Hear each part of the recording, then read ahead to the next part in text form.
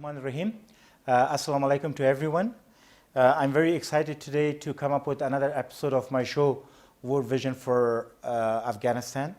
And it's a privilege to have His Excellency the Pakistani Ambassador for Afghanistan in my show today. As you guys all know that we do have a very long history and very mutual common interest with Pakistan. We have same language, religion, culture, and we both are trying to build a good relationship for the sake of our children, and this is very important to do that. So today I came here to get His Excellency the Ambassador to talk about some of the project. I will have some political questions because now, as it is right now, unfortunately, both nations are very intimidated because of the security situation on both sides of the border. And I know we both are trying to have a brighter future for our offsprings and give them a better life. And that's something which is very common for all human beings. So hopefully we will have a very productive interview, and some of the misunderstanding we can clear it up in this interview. And once again, Mr. Ambassador, I thank you for your time. I know you're very busy, so thanks for accepting me and allowing me to come here. Thank you very much. Bismillah ar-Rahman ar-Rahim. I'm very happy that I've had this opportunity to speak through you and interact with the Afghan public. Thank you very much. Sir, I will have some political questions and some question about your activities here, but I'm going to start with a tough question. Please do. I know you like tough questions. You're a senior diplomat. The way it is right now, unfortunately here in Afghanistan, as you know, it's a very frenzy and difficult situation. And unluckily, some of the Afghans, I would say, the majority of Afghans, they are not really happy with the Pakistani intelligence services, and they are disgrace them. So do you think, what is the problem that most of the Afghan thinks, and they're blaming the Pakistani intelligence for some of the problems here in Afghanistan? And if the Pakistani intelligence service is not involved, what we can do to fix that? Because this is very essential for both nations.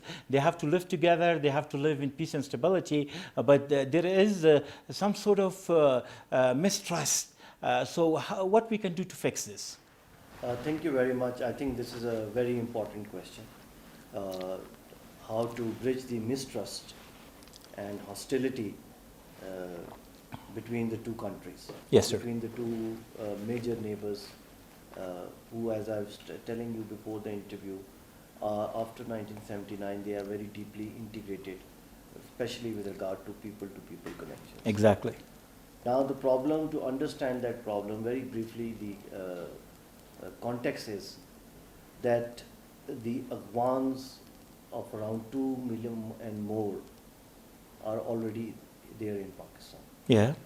And as I told you, the 20 to 25,000 travel every day. Yes. So the interaction between Afghans and Pakistanis is not possible to stop for any government. Nobody can do that. Right? Yeah.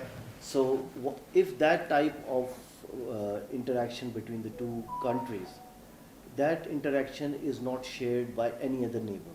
Yeah, that's right. Of Afghanistan, immediate neighbors I'm talking Yeah. about, let alone the far neighbors.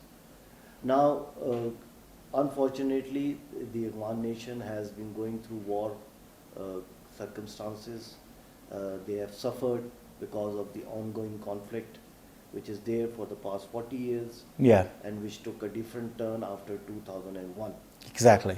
And since things did not go according to the plan over here in Afghanistan, people try to develop and see external excuses. Okay. And develop bogies for that. Okay. For different reasons. Okay. To which, if I go into great detail, it will take all the time. I know, it will take a lot of time. But that is how it was developed, and an orchestrated media campaign was also developed within Afghanistan and internationally to put the blame on Pakistan. Okay. Because it was very easy to do so. Okay. because yes, Taliban were living in Pakistan for a very long time. Hmm. The Mujahideen were living in Pakistan for a very long time. Yes. In fact, any leader of any diaspora that I meet in Afghanistan Yes. has sometime been living in Pakistan. Yeah. They still have connections in Pakistan. Hmm. So Pakistan was the easiest target. The easiest target. That's true, sir. Myself, I lived in Pakistan for 4 or 5 years as well, when I was young. That's very true.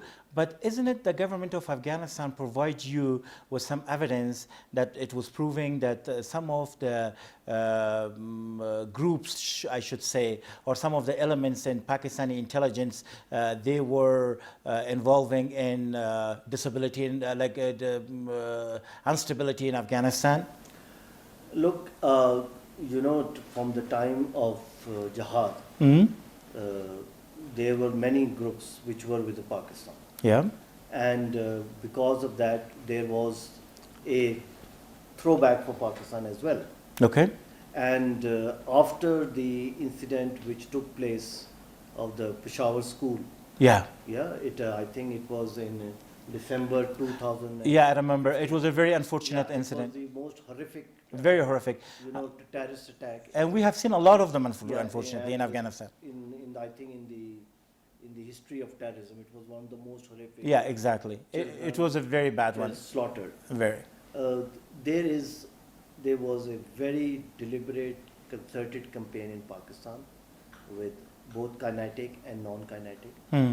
to cleanse Pakistan of these terrorists, Okay.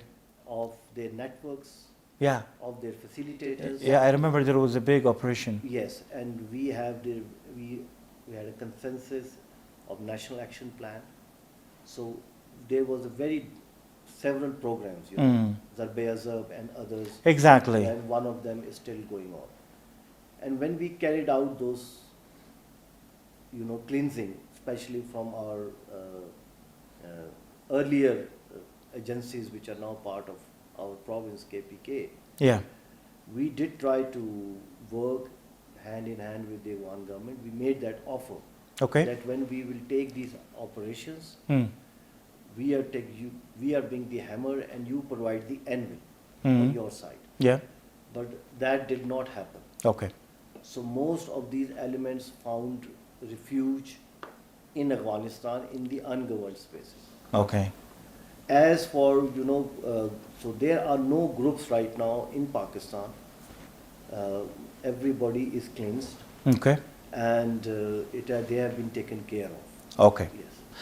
Sir, honestly, I don't want to get in deep to that discussion, because I think we have seen a lot of those blaming each other, and at the end of the day, we're going nowhere with that. I think we need to look very productive and look for a brighter future rather than blaming each other. What happened, it happened. It was very unfortunate for both nations. We lost a lot. You guys didn't gain anything at the same time. So now I think with the new government in Pakistan and our president and his hardworking, it's very important that we need to start up a new start, which will benefit both nations, right? So in that regard, do you see any hopes that relationship with the new government in Pakistan and our government here, particularly our president, do you see a space that the things will get better? Yes, definitely. In fact, I'm very optimistic about it. President Ghani's recent visit to Pakistan in end of June, I think it was 27, 28 of June. President Ghani spoke about moving away from the past, of opening a new chapter. Which is very important. Which is very important, and this realization is now on both sides. Our Prime Minister is a very sincere person, and he has made very categoric statements about having a open relationship, a very friendly relationship with Afghanistan. And as I told you, that one of our challenges and opportunities which will come out of it is to streamline the flow of people from Afghanistan. Yeah. So a large number, as I told you, we issue around 3,000 visas every day. From all over Afghanistan? All or over Afghanistan. 3,000? 3,000. Yeah, that's a lot. That's a lot. And I can share with you that most of these people who are coming to us for visa, they are actually going back. They are the refugees who come back and they take their passports, so they are living there for 40 years. Yeah. And then there are those people who are finding employment in Pakistan. Yes. And then the other major part of those visas is people who do not get, find medical assistance, Yeah. treatment over here. Yeah, exactly. So we are trying to, make very big construction at Torkham border Yes. and to provide them with A-class facilities over there. That will be awesome, actually. Yes, as well as I can also inform you that we will be building purpose-built buildings for consular services Okay. here in Kabul as well as in Jalalabad, Yeah, okay. as they are our two main pressure points for visas. Especially Jalalabad. Jalalabad as Yeah. well. But in Kabul we issue more visas than Jalalabad. You do, but in Jalalabad, because I'm from Jalalabad, Yes. I have seen the crowd. It's Absolutely. insane. Like Absolutely. we go there, sir. I don't know if you know the whole picture or I not. know. It's absolutely insane. I know the whole picture. I have visited Jalalabad and I know all the issues over there. Therefore, we are going to build state-of-the-art buildings, Okay. around 15,000 square feet covered area. Okay. It can take around 2,000 plus people Okay. in them. So those measures are already in line. Okay, but do you have any plan to do something, because that will take a little bit of time, do you have any plan to do something to make the process a little bit smoother, or give it to more people, issue visa to more people? Because this is something that a lot of people are complaining about it. And from the political point of view, sir, if you look at it, I think that will be one good reason to improve the relationship between Pakistan and Afghanistan if we can smooth that visa issue, particularly in Jalalabad, because a lot of people are complaining. There is a lot of corruption involved. There are some people that they are making money out of that. I was told, and I interviewed some people, that some of the guy told me that they paid to some Afghan, not directly to Pakistani, to some Afghans up to $300 to get a visa. And this is really, really disturbing to hear that, you know what I mean?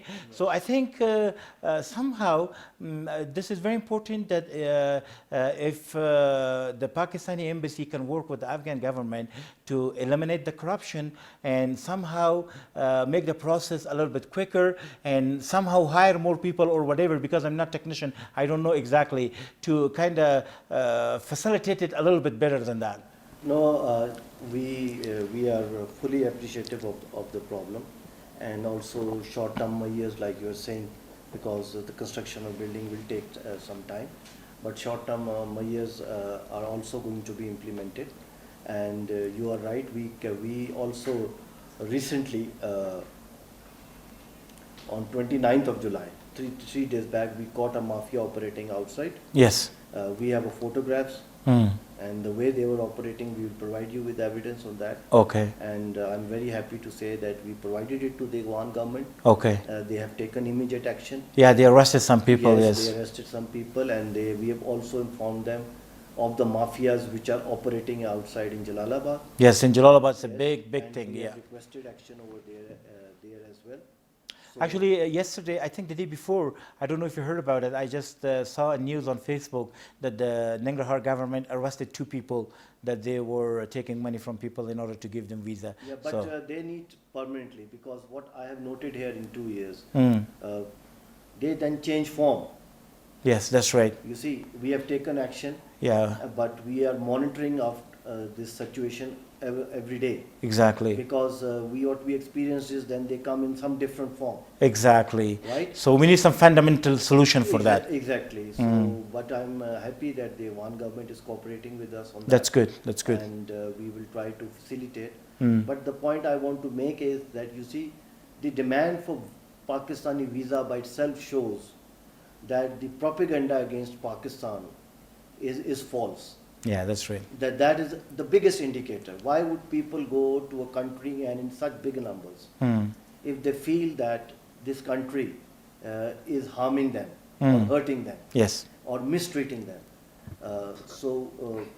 But at the same time, it is our duty. I totally agree with you, and I have shared this assessment with my government that the best way for us to improve the perception Mm. is to provide A-class consular facilities to our Afghan brothers and sisters. Yeah, we No thank doubt. you. There's Yeah. no compromise on that. Okay, we thank you for that. That's very important. But come back to your point earlier. You mentioned that we have a very large number of people that they want to go to Pakistan Yes. because we have a lot Ever of. increasing. It's increasing every day. Yeah. That's very obvious. Yeah. Because we have a lot of things in comment. We have families. Some of them live there. Some of them here. Yes. So. People to people, I don't think if we have any problem. Even civilian government to civilian government, state to state, we do not have any problem.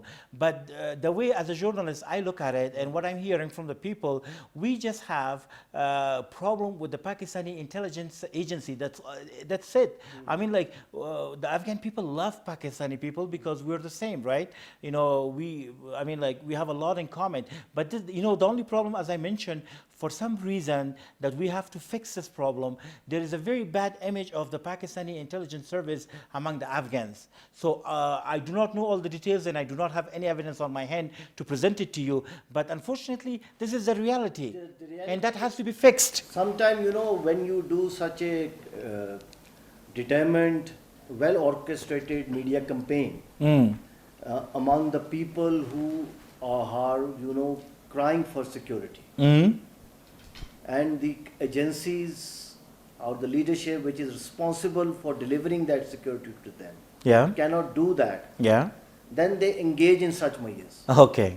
So that is the problem. Okay. Okay. Okay. How could be ISI working against Afghanistan when we are with such a broad people-to-people connection? Exactly. Doesn't And add up, personally, I don't see any benefit for them. So, if example, if we had such concerns, which we have, security concerns or other concerns, and if we were such, our intelligence was such anti-Afghanistan, then our attitude of the entire country, the government would have been different towards Afghans. Okay. And I'm also happy to tell you that not only these visas, but we are the sole country which is offering the highest number of scholarships, of around 1,000 scholarships. That's very good because this was my next question. Every year. That was my next question. Yes. Sir, if you can tell me a little bit in details about the scholarship,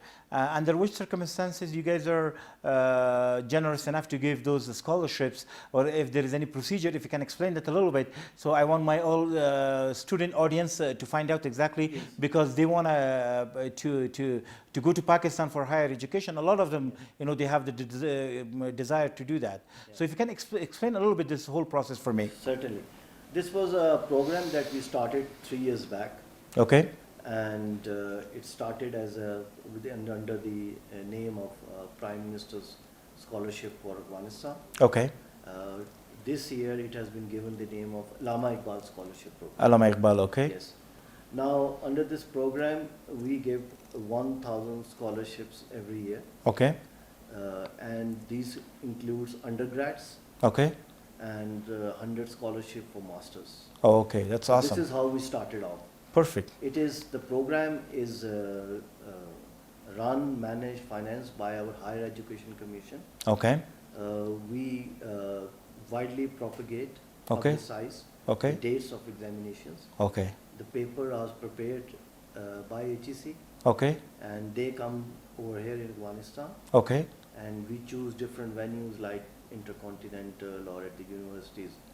Okay. We do it in all the 4 big places. Okay. We do it in Mazar, we do it in Herat, Jalalabad and Kabul. Jalalabad and Kabul. Okay. So all those, and Kandahar as well. And Kandahar. So 5. 5 provinces. 5 places we do that, and it is every student before that is given a roll number. Is told the place and the time of the test. Okay. So they sit in this multiple answers, question and answer Okay. test, which is computerized sheets. Okay. And HEC people conduct the test, Okay. and then they announce the results. And after the results are announced, because the criteria of English language quality is low in Afghanistan. Exactly, unfortunately, So yeah. the people who are selected, which are selected for all type of disciplines which other countries do not offer. Okay. So they are selected for medicine, engineering, IT, not Okay. only social sciences. Okay. So these are real Yeah, skills especially medical is in very medical. important. So they are all there, and then they go for what we call a 0 semester Okay. in Pakistan to bring them up to that language. And sorry, in skills. Pakistan, which cities normally it's like in Islamabad or everywhere? The 0 semester is all in Islamabad, Okay. and then they go all over the country. Okay. Whichever universities the seats have been available and allocated Okay. for them. Okay. So they go to all over the country in Pakistan. Okay, that's awesome. And when I came here in July 2017, Hmm. and of course, the UNESCO studies are there, and when I read those, I realized that the women literacy rate is very low. Very low, yeah. So we dedicated, besides these scholarships, 200 dedicated for women. That's awesome. That's wicked. Women can also go in the journal. They can get selected by the journal exam, but then there 200 are dedicated for them as well. Okay, so 800 for the male and 200 for the female. Not 800 for male. 800 both for male and female. And Okay. besides that, 200 for female. Oh, okay, okay. So this sort of like you guys are giving them sort of credit. Okay, that's Yes. awesome. So, and after that, we are also now giving 100 scholarships for masters and PhD. Okay, Again, the same way exams are conducted, okay. and if they come up to the HEC criteria, Yeah. They are selected and they go to Pakistan. Okay, okay. That's very good to know, sir. Thank you very much. And can you tell me a little bit, because my student audience would like to know that, they're very interested in that. As you know that unfortunately our economy is not as good as it's supposed to be. So a lot of the kids are worried, like when they go to Pakistan for scholarship, like how much money they need to spend it there from their own pocket, like what is covered and what is not covered. For this HEC scholarship, Yeah, they are fully covered. fully covered, Fully including covered. their So shelter and food and everything. Starting from their air travel Mhm. from here Okay, and return, okay, their boarding okay, and their daily allowance okay, for their food, their books, their fee, okay. everything is covered. Wow, that's awesome. Yeah. Perfect, perfect. It's very good to know that. So I'm sure my student audience will be very excited to hear that from His Excellency, and hopefully a lot of my audience will try that, because particularly medical in Pakistan is very advanced. I just want to remind my audience that I lived in Canada, and a lot of the specialists, doctor specialists, the medical doctors are from Pakistan. So there you go, guys. So you have a good opportunity and take advantage from that. It's very popular in Afghanistan because when we put out the dates of that announce these scholarships, so more than 50,000 people apply. Show up. Okay. And normally you announce through the media or Through the media, social media?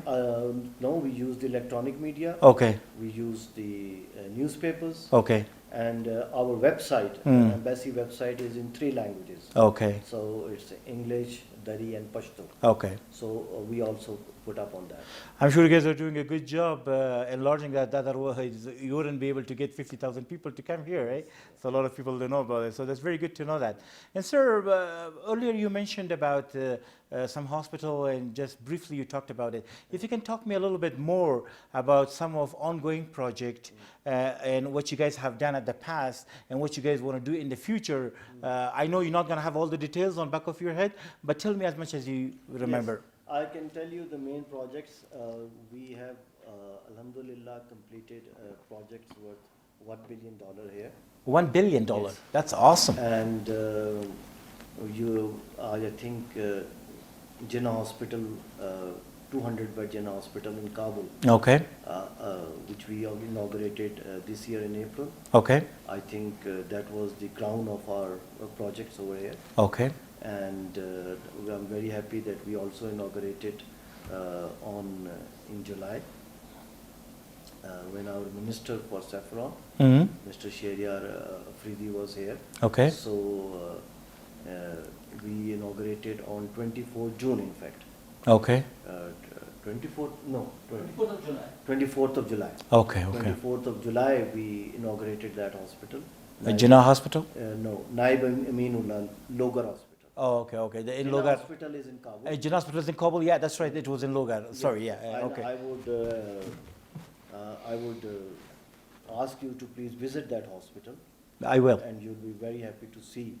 This is a state-of-the-art hospital. Okay. Both of them, as well as Jinnah, as well as Logar. Okay. Logar is 100 bed, Jinnah is 200 bed. Wow, that's very good. And besides that, the other major medical contribution to the one medical sector is the kidney center in Jalalabad. Yeah, that's the big one. I have Yeah, seen this actually. yeah. So these are in the big in the sector of health. Mhm. In education sector, we have built faculty blocks, big faculty blocks. Okay. You can see one Allama Iqbal faculty block in Kabul Yes. University. Yeah, I have seen that. Yeah. Okay, it's a major one. Yeah. Then there is one in Mazar. Okay. So we have built there in the university. Okay. And there's one in Nangarhar. Okay. And then we have built a hostel here in Kabul. Okay. Rahman Baba Hostel. Rahman Baba. Okay. Yes. We have built one side of Kabul Jalalabad carriageway. Yes.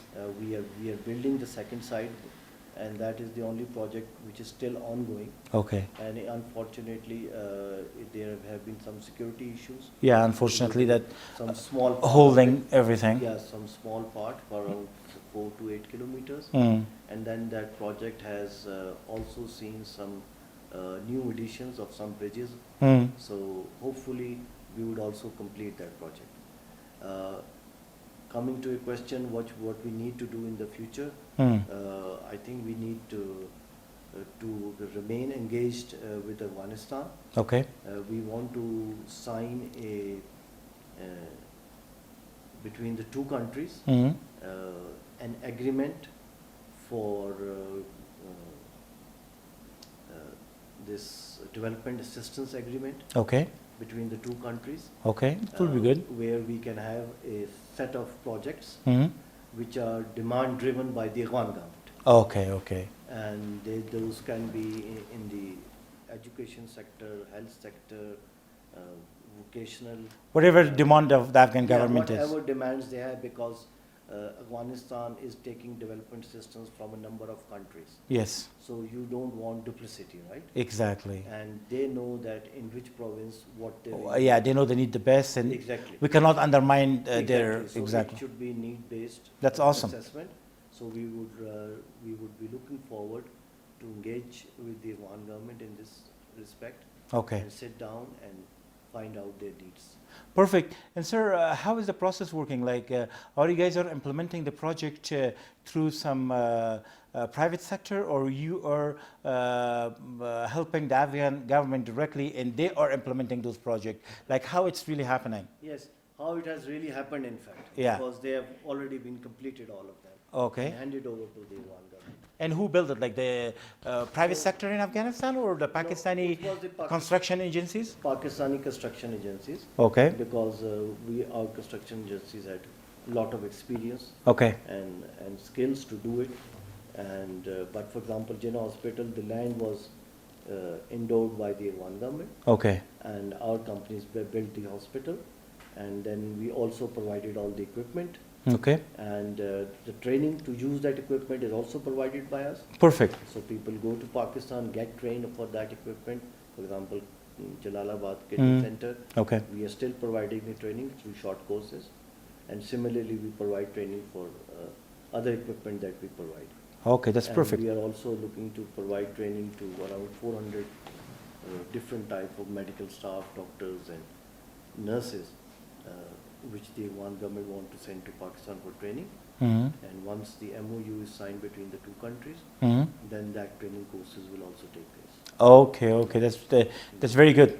Sir, you mentioned very good projects, and I really thank you. Although with some financial problem that you have in Pakistan, but you're still generous enough to help Afghanistan, so that means a lot to us. And thank you very much for that. But I have not heard any name of Paktia, Paktika, in those provinces, because you guys we have a long border, with Pakistan, but there was no project mentioned about those provinces. Is there any particular reason for that?